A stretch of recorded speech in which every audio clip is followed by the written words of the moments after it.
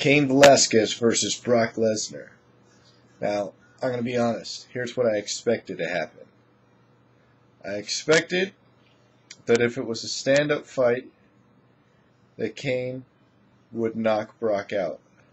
That's exactly what I expected. I said if Brock can't keep him on the ground, it's over for Cain.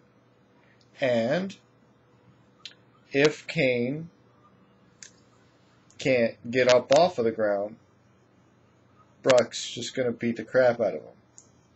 Here's what actually happened. They rushed in the ring at each other. Brock came in with flying knees, tried to shoot for a takedown, took him down. Cain got right up. He slammed Cain against the fence, threw a couple of short punches, tried to take him down again. Cain popped up again. And then after that, there was a little bit of leaning on the fence where he was shoving him against the fence and some positioning.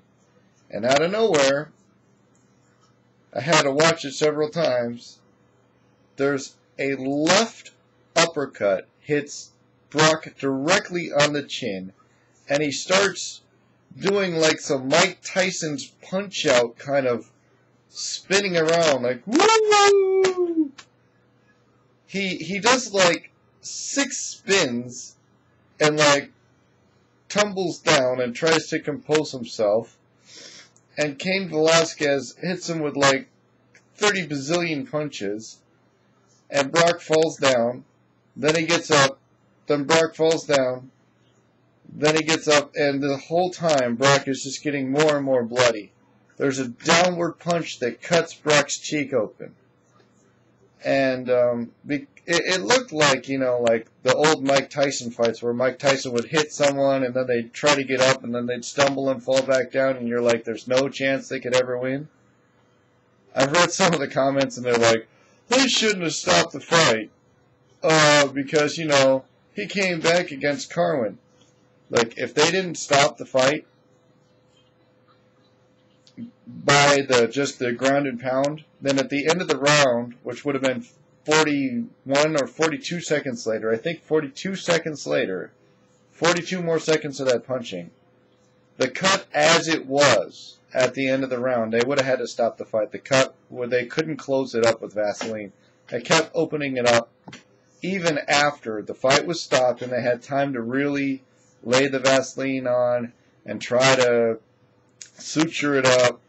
And even as he was walking off, it just kept bleeding. It was a deep cut on his cheek.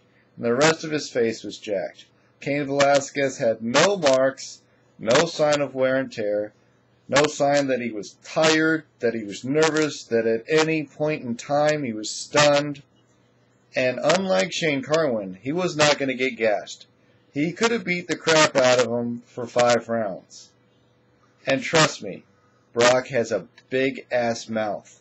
And if Brock thought that he was stopped early, trust me, he definitely would have said something.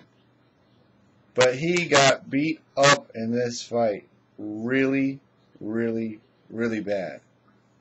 Which means that the next fight you're going to see is Junior Dos Santos, who is 12-1,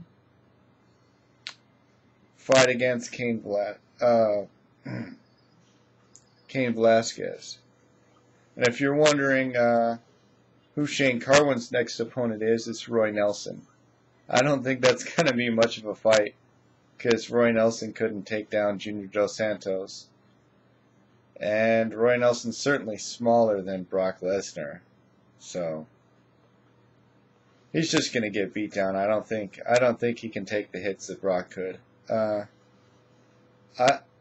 Brock still, after that serious beating he took from Carwin and now from Cain, losing his title, still high spirits, very humble in his defeat, said, I just got beat, Cain was the better man, I was totally prepared for this fight, I was totally healthy and ready, and we did everything we could, and we go back to the drawing board, and we try again.